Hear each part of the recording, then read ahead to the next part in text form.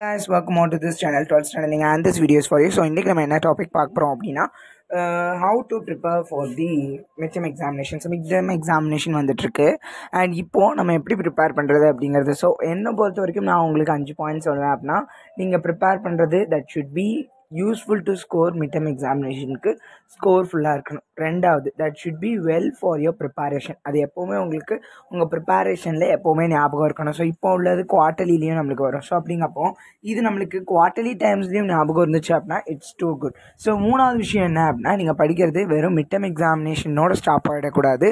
So இந்த மிட்டமில் ஒரு questions ஒரு செட் ஆஃப் கொஷின்ஸையும் நெக்ஸ்ட் குவார்ட்டர்லியில் ஒரு செட் ஆஃப் கொஷின்ஸ் இப்படிங்கிற தப்பாக பண்ணிடாதீங்க. அண்ட் நாலாவது என்ன அப்படின்னா நீங்கள் மிட்டம் எக்ஸாமினேஷனில் ஸ்கோர் பண்ணுறது பப்ளிக் எக்ஸாம் ஸ்கோர் பண்ணுறதும் டோட்டலி டிஃப்ரெண்ட்டாக இருக்கும். உங்களுக்கு மிட்டம் எக்ஸாமினேஷனில் நீங்கள் ஸ்கோர் பண்ணதை எப்படியும் சொல்ல மாட்டாங்க கடைசி நேரத்தில். பட் உங்களுடைய பப்ளிக் மார்க் அப்படிங்கிறது ரொம்ப முக்கியம். ஸோ அதனால் இதை மிட்டமுக்கு அப்படிங்கிறத விட டபுள் ப்ராஃபிட்டில் நீங்கள் என்ன பண்ணணும் அப்படின்னா படிக்கணும். ஸோ மிட்டமுக்காகவும் பப்ளிக் எக்ஸாமினேஷனுக்காகவும். அஞ்சாவது, இப்போ நீங்கள் யூஸ் பண்ணுறது ஒரு மெட்டீரியலோ அல்லது ஒரு கைடோ சரி, மேக்ஸிமம் நீங்கள் புக்கு யூஸ் பண்ணுங்கள். புக்லேயே நான் மார்க் பண்ணி வீடியோ போடுறேன், உங்களுக்கு வேணும் அப்படின்னா கண்டிப்பாக கமெண்ட் பண்ணுங்கள். அண்ட் அதெல்லாம் நீங்கள் படித்து எழுதும்போது உங்களுக்கு ப்ராக்டிஸ் மாதிரி இருக்கும். அண்ட் எழுதி பாருங்கள். ஸோ இதெல்லாமே ப்ராக்டிஸாக உங்களுக்கு ஃபாஸ்ட்டாக ஒரு குறிப்பிட்ட டைமில் போய் எழுத மாதிரி இருக்கும். அண்ட் நீங்கள் என்ன படிக்கிறீங்களோ அந்த கடைசி வரைக்கும் அதே புக்கோ அல்லது அதே மெட்டீரியலையோ அதே கைட்லையோ படிங்க. இல்லைனா ஒவ்வொரு தடவை வேஸ்ட்டாக படிக்கிற மாதிரி இருக்கும். ஸோ அதுக்கடுத்து இப்போ நம்மளுக்கு டோட்டலி 6 சப்ஜெக்ட்ஸ் கரெக்டாக. பயாலஜி ஸ்டூடெண்ட்ஸ்க்கு பயாலஜியில் வந்து 2 பிரியும், பாட்னி சுவாலஜி அப்படின்ட்டு. கம்ப்யூட்டர் சயின்ஸ் ஸ்டூடெண்ட்ஸ்க்கு கம்ப்யூட்டர் சயின்ஸ் மட்டும்தான். அண்ட் இவங்க எல்லாத்துலேயும் நம்மளுக்கு மேக்ஸ் ரொம்ப டிஃபிகல்ட்டாக இருக்கிற மாதிரி இருக்கும். இங்கே தமிழ் இங்கிலீஷ் நிறைய பேர் நம்ம படிக்கவே மாட்டோம். அதுக்கான முக்கியமான காரணம் என்ன அப்படின்னா லாங்குவேஜ் தானே. கதை எழுதலாம். ஸோ கதை எழுதினா அப்படின்னா நம்மளுக்கு ஒரு அந்த இடத்துல நம்ம கதை எழுதியிருக்கோம் அப்படின்னு தெரியும். சில நேரங்களில் சில ஸ்டாப்ஸுக்கு அது வெறுப்பு உண்டாக்கலாம். ஸோ பப்ளிக் பாயிண்ட் ஆஃப் வியூவில் சொல்லும் போது உங்கள் பேப்பர் யார் கைக்குனாலும் போகலாம், அவங்க என்ன மூட் அவுட்லனாலும் இருக்கலாம். ஸோ அப்படிங்கப்போ நம்ம எப்படி எழுதணும் அப்படிங்கிறத ப்ராப்பராக எழுத பார்த்துக்கோங்க. அதாவது நெடுவினா எப்படி எழுதணும், சிறுவினா எப்படி எழுதணும், பாயிண்ட் போட்டு எழுதுங்க. நெக்ஸ்ட் அண்டர்லைன் பண்ணுங்கள். அண்ட் ஹெட்டிங்ஸ் எல்லாம் நல்லா ஹைலைட் பண்ணி காமிங்க. அண்ட் உங்களோட பாயிண்ட்ஸ் எல்லாமே நீங்கள் ஹைலைட் பண்ணி காமிக்கணும்னாலும் காமிக்கலாம். அண்ட் 1 மார்க்ஸ்க்கு ரொம்ப ப்ராக்டிஸ் கொடுங்க தமிழில்.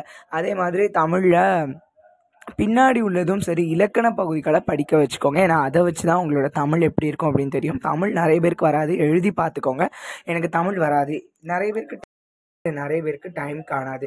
ஸோ ஏன் டைம் காணாது அப்படின்னா நம்ம படிச்சுட்டு போயிருக்க மாட்டோம், அங்கே தான் யோசிச்சு எழுதுவோம். அந்த கதை எழுதுறதுக்கு 1/2 மணி நேரம் ஆகும். ஸோ அதில் கரெக்டும் இருக்கும் தப்பும் இருக்கும், இல்லைன்னா அடிச்சு எழுதுவோம். ஸோ அதனால் நீங்கள் படிக்காமல் போனீங்க அப்படின்னா கண்டிப்பாக அடிச்சு எழுதுகிற மாதிரி ஒரு மிஸ்டேக்ஸ் வந்து நம்மளுக்கே தெரியாது. அதே மாதிரி அந்த டெக்ஸ்ட் புக்கில் இருக்கிற கதை, இப்போது விவசாயி அப்படிங்கிறது இது எல்லாமே நம்ம என்ன பண்ணுவோம் அப்படின்னா வார்த்தைகளை மாற்றுவோம். உழவர் அப்படிங்கிறத நம்ம விவசாயின்னு எழுதுவோம். இந்த மாதிரி வார்த்தைகள் எல்லாமே மாறும்போது கொஞ்சம் மார்க் போடுறதுக்கு யோசிக்க தான் செய்வாங்க. இதுவே நீங்கள் புக்கில் எழுதுறீங்க அப்படின்னா நம்மளுக்கு ஒரு கான்ஃபிடென்ட் இருக்கும். எஸ், இதுக்கு இவ்வளோ மார்க் போட்டு தான் ஆகணும் அப்படின்னு நம்மளுக்கு தோணும். ஸோ இங்கிலீஷ் அப்படின்னு சொல்லுவோம் நம்ம கிராமர் தான். ஸோ கிராமர் வந்து எப்படியும் நீங்கள் பப்ளிக் எக்ஸாமினேஷனில் எழுதி மாதிரி தான் இருக்கும். அதே மாதிரி 1 மார்க்கு டிஃபிகல்ட்டாக இருக்க மாதிரி தான் இருக்கும். ஸோ 1 மார்க்லாம் இப்போவுமே நீங்கள் படிக்க ஆரம்பிச்சுக்கோங்க. ஸோ படிக்க ஆரம்பிச்சுக்கோங்கன்னா இது வரும் அது வரும்னு சொல்ல முடியாது. எனக்கு மூட் அவுட் ஆகுது அப்படின்னா பழைய கொஷின் பேப்பர்ஸில் உள்ள அப்ரிவேஷன்ஸ், இந்த மிட்டம் எக்ஸாமினேஷன் சரி எல்லா கொஷின் பேப்பர் சப்ஜெக்ட்ஸும் கண்டிப்பாக இம்பார்ட்டன்ட் கொஷின் பப்ளிக் எக்ஸாமினேஷனில் கேட்ட கொஷின்ஸ் தான் மேக்ஸிமம் வரப்போகுது. ஸோ அப்படி தான் இருக்கும். ஸோ அதுக்காக நம்ம இங்கிலீஷில் இம்பார்ட்டன்ட் கொஷின் அப்படின்னு சொல்ல முடியாது. நீங்கள் 2 மார்க்கும் இப்போவுமே படிச்சுக்கலாம். அண்ட் க்ளோசரி கண்டிப்பாக படிச்சுக்கோங்க.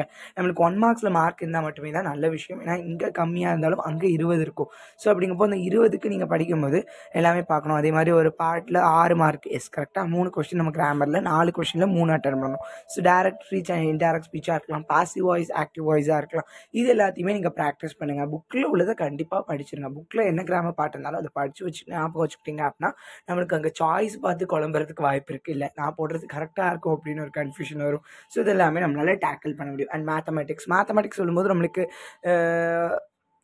இந்த எக்ஸாமினேஷனில் இருக்கிற எல்லா சாப்டர்ஸ் 3 சாப்டர்ஸ் ஈஸி தான்.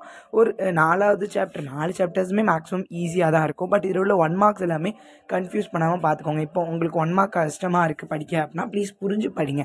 ஸோ இப்படி புரிஞ்சு படிக்கும்போது உங்களுக்கு 2 மார்க்கில் அந்த கொஷின் 1 மார்க்லேருந்து கம்பல்சரி வந்தாலோ அல்லது ஏதோ ஒரு கொஷின் அப்படி உங்களுக்கு வந்தாலோ சரி, இல்லைனா உங்களுக்கு கொஷின் வந்து வேறு நம்பர் வச்சு இருந்தாலும் நம்மளுக்கு ஆன்சர்ஸ் தப்பாக இருக்கும் மனப்பாடம் பண்ணிட்டு போகிறது. ஸோ நிறைய பேர் இன்க்ளூடிங் மீ ஆல்சோ நான் படிக்கும்போது நான் இந்த 1 மார்க்கில் தான் மிஸ்டேக் விட்டுட்டேன்.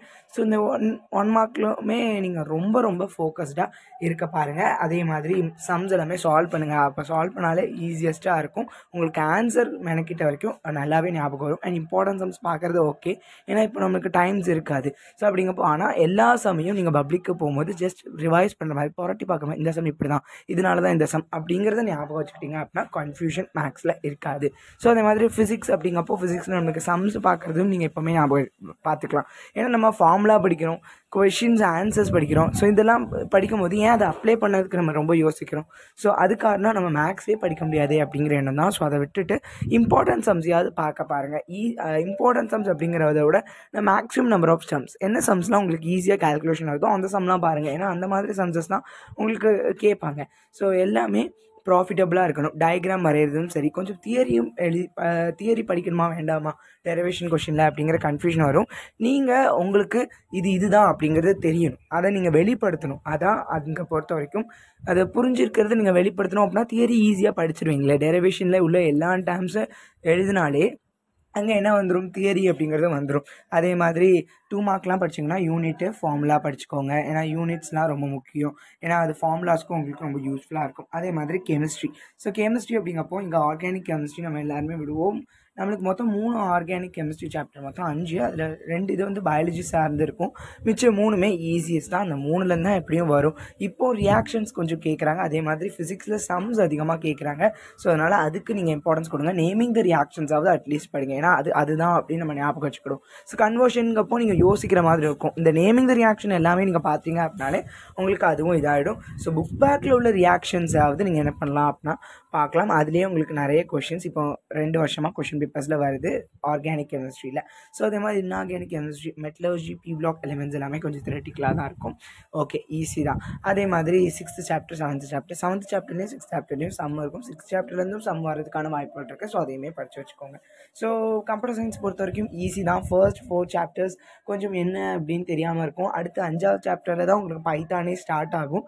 ஸோ 5, 6 ரொம்ப இம்பார்ட்டன்ஸ் கொடுத்து படிங்க. முதல் 4 சாப்டர்ஸ் விட. முதல் 4 சாப்டர்ஸில் மேக்ஸிமம் இம்பார்ட்டன்ட் கொஷின்ஸ் அதே உங்களுக்கு என்ன ஆகிடும் அப்படின்னா வந்துடும். ஸோ கம்ப்யூட்டர் சயின்ஸை பொறுத்த வரைக்கும் நீங்கள் என்ன தப்பு பண்ணக்கூடாதுன்னா ஷார்ட் ஆன்சர் எல்லாமே தனியாக, லாங் ஆன்சர் தனியாக படிங்க. அப்படி மட்டும் தப்பு பண்ணிடாதீங்க. ஏன்னா உங்களுக்கு லாங் ஆன்சர் படித்தாலே சில நேரங்களில் ஷார்ட் ஆன்சர்ஸும் கவர் ஆகும். இல்லைனா 3 மார்க் படிக்கும்போது 2 மார்க்கும் கவர் ஆகிடும். ஸோ இந்த மாதிரி கொஷின்ஸை நோட் பண்ணிட்டு படிங்க. நீங்கள் 2 மார்க் 3 மார்க் 5 மார்க்லாம் படிச்சிங்க அப்படின்னாலே உங்களால் 1 மார்க் ஈஸியாக புரிஞ்சுக்கிட முடியும். எல்லாமே டெஃபினிஷன் ஓரியன்டாக தான் இருக்கும். ஸோ இப்போது இங்கிலீஷில் முதல் 2 யூனிட்டில் காமனான பேராகிராஃப்ஸ் படிச்சுக்கோங்க அண்ட் க்ளோசரிஸ் படிச்சுக்கோங்க. அண்ட் ஆண்டனம்ஸ் எதுனாலும் வரலாம். சினோனிம்ஸில் உள்ளது கூட ஆண்டனம்ஸாக உங்களுக்கு கேட்கறதுக்கான வாய்ப்புகள் இருக்குது. ஸோ நான் எல்லாமே உங்களுக்கு பப்ளிக் பாயிண்ட் ஆஃப் வியூவில் தான் சொல்கிறேன். ஸோ இப்போவுமே நீங்கள் ப்ரிப்பேர் பண்ணுறதுக்காக தான் நான் சொல்கிறேன். அண்ட் இதே மாதிரி கெமிஸ்ட்ரியோடையும் நான் சொல்லிட்டேன் எப்படி இருக்கும் அப்படின்ட்டு. Current electricity and magnetism, magnetic effect, இந்த 2 சாப்டர்ஸ் ஃபிசிக்ஸில் ஈஸியாக இருக்கும். ஃபஸ்ட் சாப்டர்னால ரொம்பவே எஃபோர்ட் கொடுத்து படிச்சிருக்கலாம். ஸோ அதனால் மொதல் 3 யூனிட்ஸ் படித்தாலே மேக்ஸிமம் மார்க் எடுத்துடலாம்.